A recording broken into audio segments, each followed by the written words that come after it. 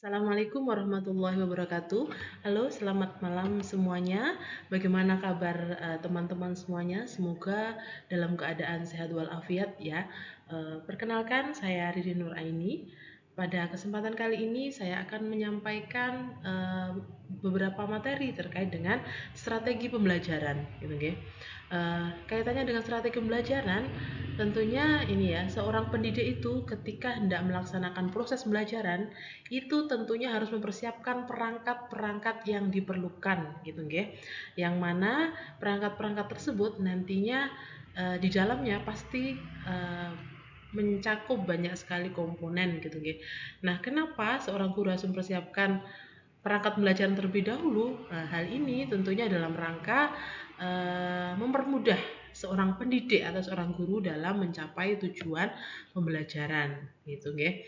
Nah, langsung saja untuk strategi pembelajaran, yang pertama kita akan membahas tentang definisi strategi pembelajaran itu sendiri. Okay.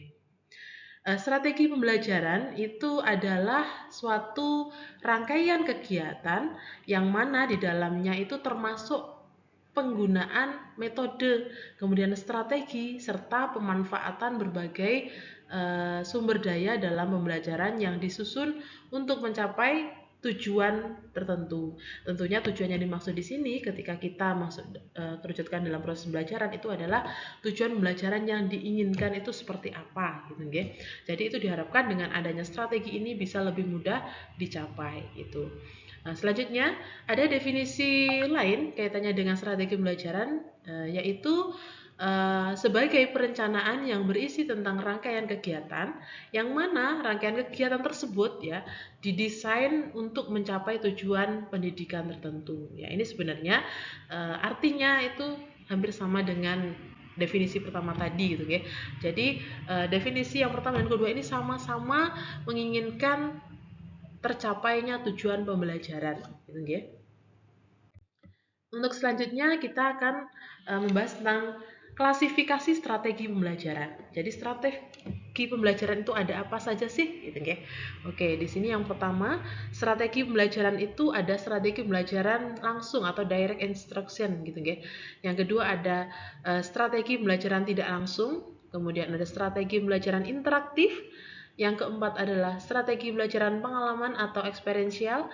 Kemudian ada strategi pembelajaran mandiri. Tentunya di antara kelima bentuk strategi ini tentunya nanti memiliki kelebihan masing-masing gitu ya. Nanti akan kita bahas dalam slide-slide berikutnya gitu ya. Nah, selanjutnya di sini ada strategi pembelajaran langsung. Penjelasan strategi pembelajaran langsung itu adalah pembelajaran yang banyak diarahkan oleh pendidik atau guru. Strategi ini efektif untuk menentukan informasi atau membangun keterampilan tahap demi tahap gitu ya. Nah, kelebihan dari strategi pembelajaran langsung ini adalah lebih mudah untuk direncanakan dan digunakan gitu ya. Karena nanti mulai dari perencanaan, pelaksanaan itu aktor utamanya adalah guru gitu. Jadi kalau kita kaitkan dengan pendekatan pembelajaran, ini bisa masuk dalam pendekatan pembelajaran teacher center gitu. Nah, untuk macam strategi pembelajaran selanjutnya adalah strategi pembelajaran tidak langsung. Ya, strategi pembelajaran tidak langsung itu sering disebut juga inquiry, induktif atau pemecahan masalah dan juga pengambilan keputusan dan penemuan. Berlawanan dengan strategi pembelajaran langsung tadi, gitu ya. Pembelajaran tidak langsung ini umumnya berpusat pada peserta didik. Jadi kalau yang strategi pembelajaran langsung tadi berpola sebagai teacher center, kalau yang strategi pembelajaran tidak langsung ini lebih kepada student center. Nah, meski begitu, meski memiliki perbedaan itu, dua-duanya itu merupakan strategi yang saling melengkapi, gitu ya.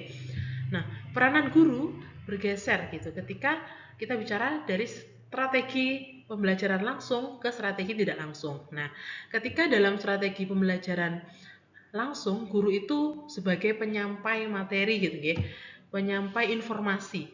Tapi dalam strategi pembelajaran tidak langsung, guru itu berperan sebagai fasilitator gitu ya. Jadi guru itu mengelola lingkungan belajar dan memberikan kesempatan kepada peserta didik untuk terlibat di dalamnya gitu.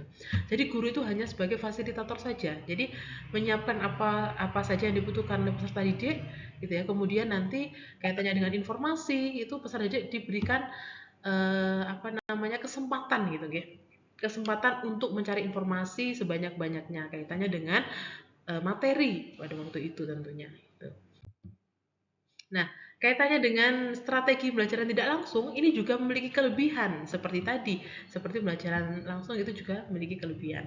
Jadi kalau kelebihan untuk strategi pembelajaran tidak langsung itu diantaranya adalah mendorong ketertarikan dan keingintahuan peserta didik gitu ya.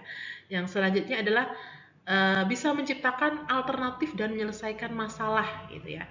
Jadi ini melatih peserta didik bagaimana caranya untuk menyelesaikan suatu permasalahan gitu. Kemudian mendorong kreativitas dan pengembangan keterampilan interpersonal dan keterampilan yang lainnya. Selanjutnya adalah pemahaman peserta didik itu memiliki pemahaman yang lebih baik lagi gitu ya. Karena di situ peserta didik itu berperan aktif. Tentunya itu akan sangat mendukung proses pembelajaran gitu. Yang selanjutnya adalah strategi pembelajaran interaktif. Strategi pembelajaran interaktif itu menekankan pada diskusi dan sharing di antara peserta didik gitu ya, dan juga antara peserta didik dan dengan gurunya. Diskusi dan sharing memberikan kesempatan peserta didik untuk bereaksi terhadap gagasan, kemudian pengalaman, pendekatan, dan juga pengetahuan untuk membangun cara alternatif berpikir dan merasakan gitu ya.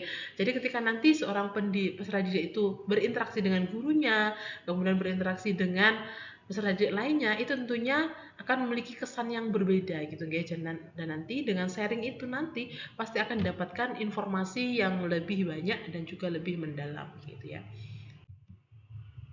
Nah, kelebihan strategi pembelajaran interaktif itu adalah peserta didik dapat belajar dari temannya dan guru untuk membangun keterampilan, kemampuan, kemudian dapat mengorganisasikan pemikiran dan membangun argumen yang rasional.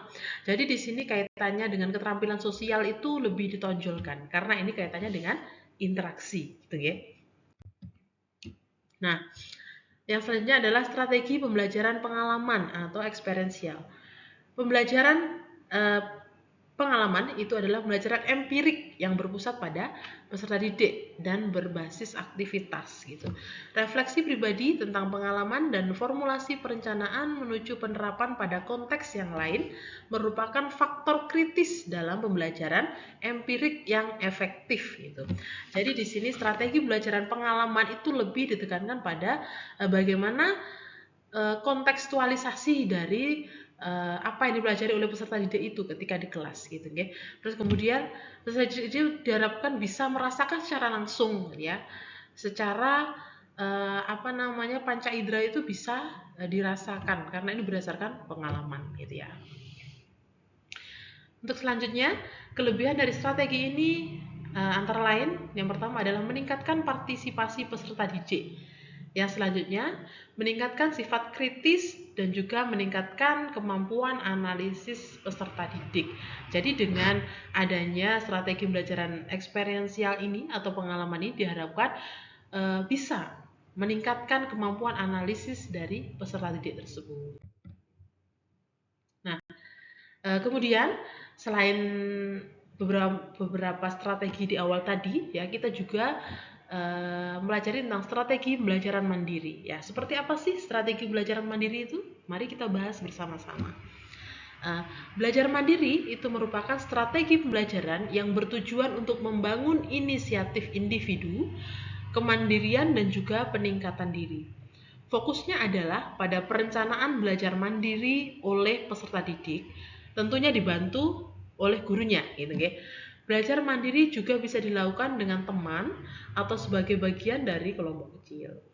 Nah, strategi pembelajaran mandiri ini juga memiliki kelebihan. Kelebihannya adalah eh, nanti diharapkan bisa membentuk peserta didik yang mandiri gitu ya dan bertanggung jawab. Karena nanti semua pekerjaan yang dilakukan oleh peserta didik itu tentunya akan menjadi tanggung jawabnya karena ini dikerjakan secara mandiri gitu. Jadi ketika peserta didik itu melakukan segala sesuatu itu dengan mandiri, kemudian nanti mendapatkan nilai yang bagus, itu tentunya akan sangat menjadikan kesan yang eh, tidak bisa dilupakan gitu, oke? Oke, baiklah. Terima kasih untuk malam hari ini, gitu ya. Jika nanti ada pertanyaan, teman-teman bisa komen ya, bisa komen di bawah. Kemudian nanti, insya Allah akan saya respon secepatnya, gitu ya. Terima kasih banyak teman-teman semuanya. Selamat malam, selamat beristirahat, gitu ya. Wassalamualaikum warahmatullahi wabarakatuh.